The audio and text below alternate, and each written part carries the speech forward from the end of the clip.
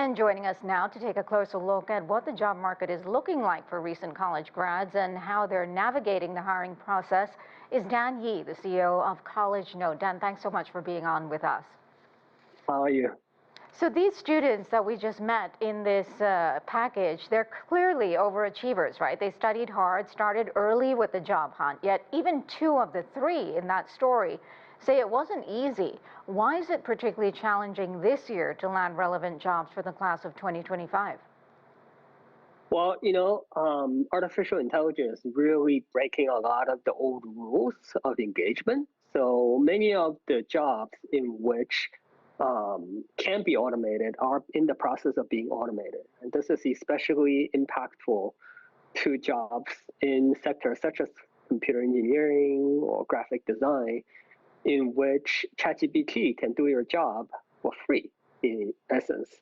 So in that case, hiring humans is very expensive, and a lot of the new grads find themselves at the tail end of this artificial intelligence revolution.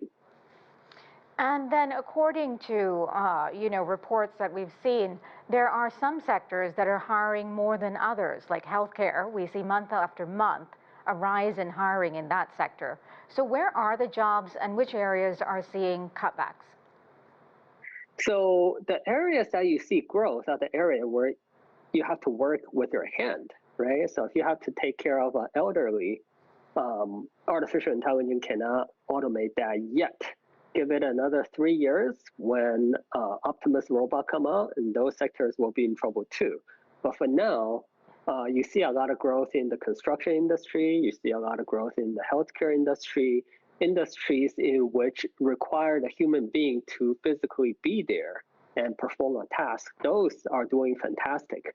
But industries in which are very rule-based, that require to sit down in front of a computer, those are the industries that are in trouble first. And do you think colleges, in your opinion, are doing enough to prepare students with the skills that they need to make them competitive, to compensate for the threat of AI? I would say not at all. I think colleges in the United States are doing a horrible job preparing our young people in this age of artificial intelligence, right? Let me give you an example. So I would say in 99% of colleges these days, if you let ChatGPT write a paper for you, you are going to get suspension because that is a form of academic dishonesty. However, when young people graduate, what they need now more than anything is the ability to use artificial intelligence in their job. That's what their employers are looking for. If I ask my intern to write me a report, I don't care if she wrote it or ChatGPT wrote it, as long as it's accurate. But we see our higher education institutions penalizing our young people for using artificial intelligence, which is actually against their own interests. So I would say this is really malpractice, sort of speaking, on higher education, and we definitely need to change a lot of the practices. Interesting. Now, more broadly, for anyone, not just college kids, the job hunt can be difficult, right? You apply to so many jobs, you tailor each one of your resumes, you're doing it right, but still you either get ghosted or you get a response 3 or 4 months later. What is wrong with the hiring process in this country? Because you even see job sites filing for bankruptcy, companies like Monster and Career Builder, for example. Well, we have a great displacement of the skills that are necessary, right? So I would say to those graduates that if you cannot find a job in your given field for an extended period of time, look in other fields which there are jobs. There are plenty of jobs in the healthcare industry. There are plenty of jobs in the skill industry that can use you.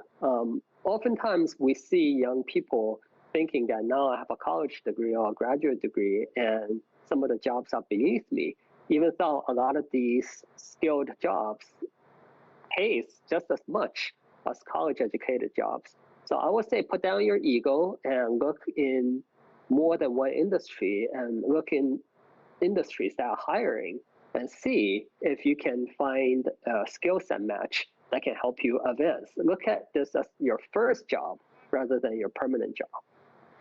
So are you saying that even if a job is something that they may be overqualified for, they should still take it? Because isn't it true that if you then start your career out at a lower level entry job with a lower pay, it's very hard to catch up even as you accelerate into your career? I disagree on that because we are entering into a future in which artificial intelligence is breaking everything. You have seen nothing yet. In 3 to 5 years, when humanoid robot comes out, there will be much more job loss compared to today. So going into this future in which we don't know what it holds, it's very, very important for you to get a job, your first job, to kind of get used to the feeling of working, get used to collaborating with other human beings and working in a professional setting. That is actually more important than get the first job in the field that you dream, because very often that's not the case. So when I talk to a lot of young people, I find ego as their number one enemy compared to their inability to find jobs.